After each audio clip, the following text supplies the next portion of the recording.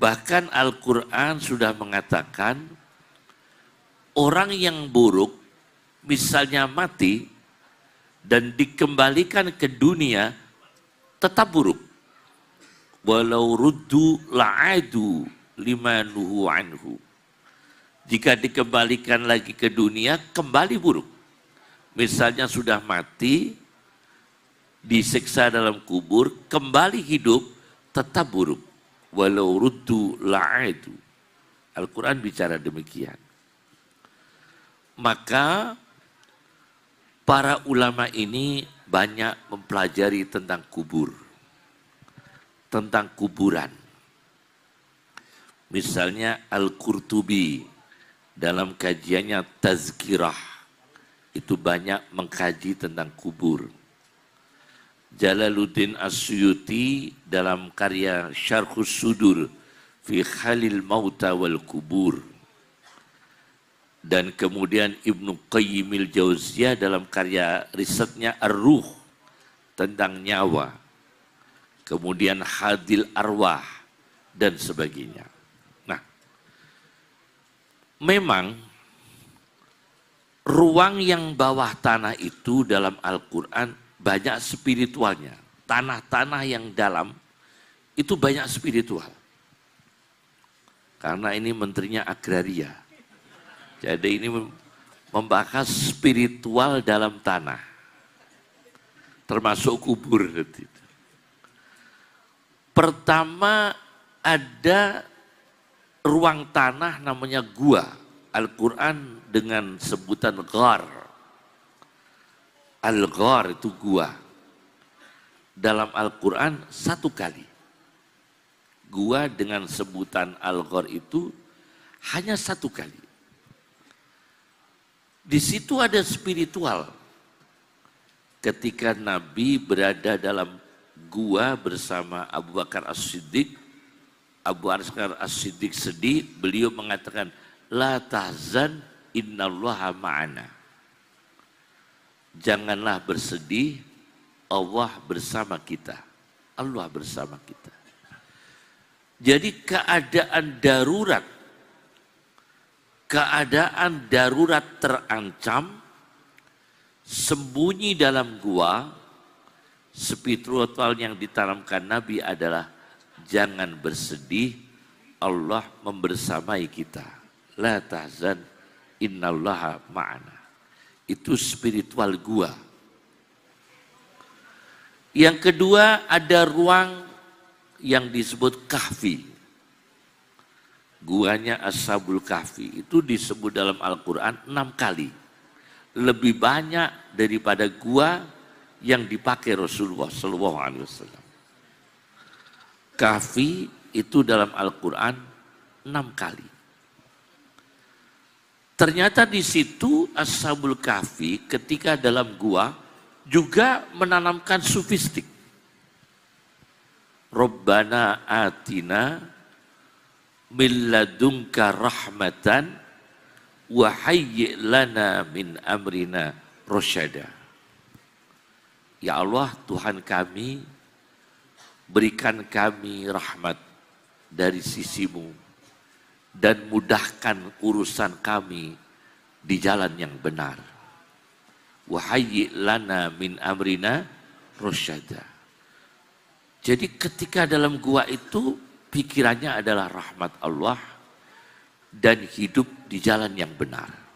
Itu gua, Ashabul Kahfi. Yang ketiga dalam Al-Quran ada namanya ukhdud. Ukhdud itu lubang yang panjang. Di situ dipakai untuk menyiksa orang beriman. Maka yang disiksa itu disebut Qutila, yang menyiksa itu disebut Qutila Ashabul Ukhdud. Dilaknat Allah mereka yang membunuh, membantai orang beriman, dibakar di dalam lubang yang panjang. Ini orang yang spiritualnya kuat, mempertahankan iman, dibantai. Tingkat tinggi ini spiritual qutila ashabul hudud di dalamnya. Kemudian kuburan. Kuburan ini ada 3 kata dalam Quran. Qabri, kobrun dari kata kobrun, kemudian kubur, kemudian makobir. Ada 3 macam. Dari kata qabri, kuburan, kubur, dan kemudian makobir. Ini sampai tidak kurang dari 7 kali kuburan dalam Al-Quran. Kuburan dalam Al-Quran disebut 7 kali. Di samping dalam bentuk fi'il fa'akbaroh. Yang bentuk qabri, kubur, makobir 7 kali. Di situ disebutkan alhaqumut takasuru hatta zurtumul makobir.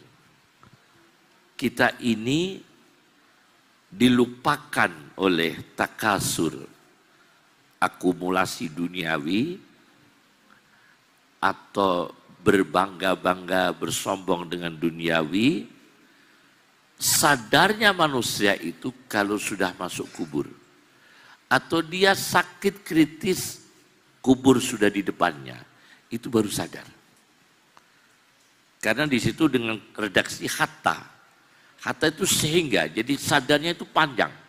Untuk bisa sadar manusia dari kesombongan bangga dengan duniawi, dari rakus duniawi, itu selesainya hatta zurtumul makobir. Sampai dia masuk kubur atau kuburan sudah di depannya. Maka orang yang sakit diberi udzur kesehatan oleh Allah itu lebih mudah mendekatkan diri kepada Allah. Yang repot ini yang sehat. Kaya raya, sehat, tidak pernah sakit, tidak pernah susah. Ini berbahaya. Karena tidak pernah ingat mati, sulit ingat mati. Karena dia kaya raya, sehat, tidak pernah sulit, tidak pernah sedih. Itu nanti dialami oleh manusia namanya Fir'aun. Ratusan tahun tidak pernah pusing kepalanya. Fir'aun tidak pernah pusing. Umur ratusan tahun pusing tidak pernah, apalagi COVID. Pusing aja nggak pernah, apalagi COVID. Apa yang terucap, tertanam dalam orang seperti Fir'aun, ana rabbukumul ala. Keluar sombongnya, saya Tuhan tertinggi. Ma'alimtu lakum min ilahin ghairi. Aku tidak melihat Tuhan bagimu selain aku. Ketika Qarun sukses, kalau dalam tafsir Ruhul Ma'ani dengan ilmu kimianya, jadi Qarun itu sukses karena ilmu kimia, pertambangan. Jadi dia pertambangan. Qarun itu kayanya dengan pertambangan, dengan ilmu kimianya, seperti dalam tafsir Ruhul Ma'ani. Apa yang terjadi? Dia sombongnya innama utitu ala ilmin indi. Aku kaya ini karena ilmuku. Aku kaya ini karena pintarku. Aku kaya ini karena intelektualku. Nah, orang seperti ini sulit untuk ingat kuburan.